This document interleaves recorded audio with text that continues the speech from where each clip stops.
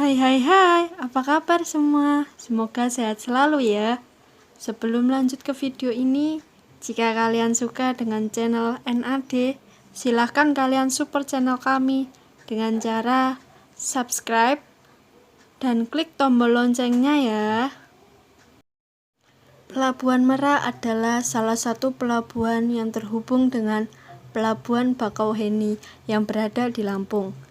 Pelabuhan Merak sendiri terletak di bagian barat Pulau Jawa, tepatnya di Kabupaten Cilegon, Provinsi Banten.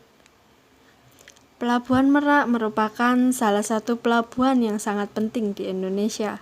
Hal ini tentunya dikarenakan pelabuhan tersebut sangat membantu sebagai gerbang utama masuk ke Pulau Jawa dari Sumatera atau sebaliknya.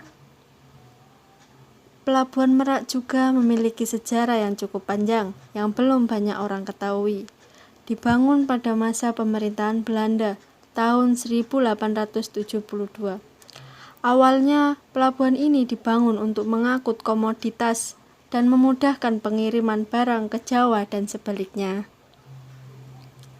Berjalannya waktu, Pelabuhan Merak yang semula kecil kemudian dibangun lebih besar lagi dengan tujuan untuk memperkuat sistem transportasi dan logistik di Jawa. Bahkan dalam sejarah, Pelabuhan Merak pernah digunakan oleh tentara Jepang pada masa pendudukan Jepang di Indonesia. Selain pelabuhan, tentunya di setiap daerah memiliki cerita masing-masing, mulai dari kebaikan hingga keburukan, seperti adanya premanisme. Tidak dipungkiri lagi bahwa Pelabuhan Merak sejak dulu sangat sulit untuk diberantas soal premanisme. Bahkan aparat penegak hukum terpaksa harus lebih ekstra lagi dalam menjamin keamanan yang ada di Pelabuhan Merak. Meskipun setiap tahunnya polisi menangkap puluhan preman, namun tetap saja selalu tumbuh dan tumbuh para preman yang baru, menandakan bahwa kejahatan akan selalu terjadi di Pelabuhan Merak. Selain premanisme yang selalu membuat keonaran, tentunya masih ada tindak kejahatan lainnya seperti pencopetan, penjambretan, dan pemalakan yang selalu ada. Raja Preman Pelabuhan Merak berjuluk Dedi Kleweng. Tidak hanya pelabuhan, terminal, stasiun, dan lainnya tentu memiliki seorang preman yang menguasai wilayah tersebut.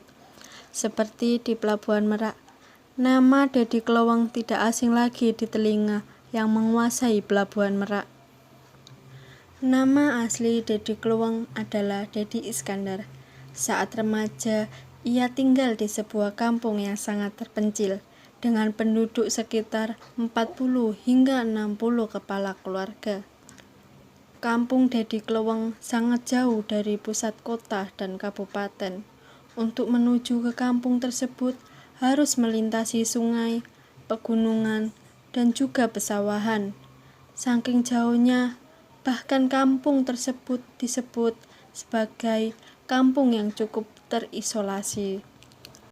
Soal pekerjaan, Dedi Kleweng berprofesi sebagai mafia motor. Seringkali, Dedi bersama anak buahnya mencuri motor dari kota, lalu dibawa ke kampungnya, yang selanjutnya untuk didistribusikan kembali, baik di kampungnya maupun ke berbagai kabupaten. Bahkan, Dedi sempat diburu oleh polisi, namun ia selalu berhasil kabur, hingga akhirnya polisi berhasil menangkapnya, dan ia dipenjara selama 4 tahun. Saat Dedi bebas dari penjara, ia sudah tidak mempunyai siapa-siapa di kampungnya, hingga akhirnya ia memutuskan beranjak ke Pelabuhan Merak dan mencari nafkah dengan cara menjadi tukang pikul. Dedi sering membantu para penumpang untuk mengangkut barang-barangnya dinaikkan ke atas kapal. Namun, karena tidak puas dengan hasilnya, ia kemudian memutuskan bergabung dengan salah satu geng preman di Pelabuhan Merak yang saat itu dikuasai oleh Ucok. Saat bergabung, ia saat itu menjadi penagih uang jatah preman. baik di terminal, pelabuhan, pasar, dan lainnya. Tidak hanya penagih, bahkan Dedi suka memeras pedagang kecil dan disetorkan ke Ucok. Berjalannya waktu, karena sifatnya yang tidak ingin menjadi anak buah, akhirnya Dedi mencari cara untuk membinasakan Ucok, hingga akhirnya ia nekat menghabisi Ucok dengan caranya sendiri. Kala itu, saat Ucok sedang mabuk berat dan pulang sendirian sambil membawa botol dengan jalan yang sempoyongan, akhirnya Dedi mengintai dari kejauhan dan menebaskan sebuah pisau ke leher Ucok dan membuang jasadnya ke laut. Keesokan harinya, jasad Ucok mengambang di Pelabuhan Merak dan menggegerkan warga sekitar.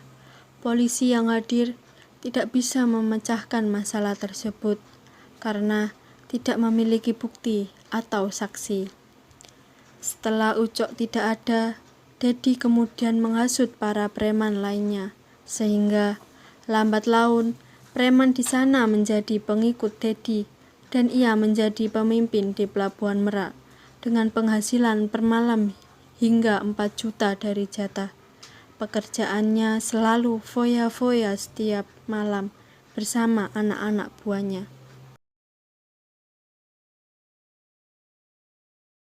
Dedi Kleweng tewas di tangan sopir bus bernama Sanusi. Pepatah mengatakan bahwa tidak ada kejahatan yang abadi. Hal itu dibuktikan oleh salah satu sopir bus yang sangat berani bernama Sanusi. Kejadian tersebut bermula saat anak buah Dedi meminta uang keamanan kepada seluruh sopir bus. Namun, ada satu sopir bus bernama Sanusi yang menolak memberikan uang jatah keamanan dengan alasan dirinya telah aman. Sontak, anak buah Dedi marah dan mengajak ribut Sanusi. Namun, naas, justru anak buah Dedi yang tersungkur dengan pukulan yang ia dapat dari bela dirinya.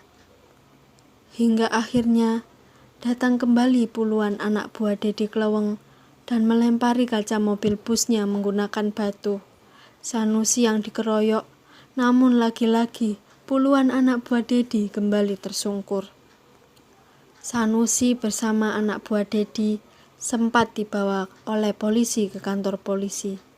Berjalannya interogasi, polisi menyatakan bahwa Sanusi tidak salah, melainkan anak buah dari Dedi Kleweng. Meskipun polisi menyatakan Sanusi tidak bersalah, namun konflik antara preman dan Sanusi belum berakhir, hingga akhirnya giliran Dedi Kleweng yang turun tangan mendatangi Sanusi dengan tangan kosong dan menantangnya berkelahi. Sanusi tidak mundur dan melakukan perkelahian bersama Dedi Kleweng. Dedi Kleweng akhirnya tersungkur tak berdaya akibat kaki dan tangannya patah. Kemudian para sopir lain di sana geram dengan tingkah laku Dedi, sehingga ia yang tidak berdaya dikeroyok dan menyebabkan kaki dan tangannya diamputasi. Dedi Kleweng sempat koma selama 1 bulan. Saat terbangun, ia berteriak histeris melihat kaki dan tangan kanannya telah diamputasi oleh petugas kesehatan.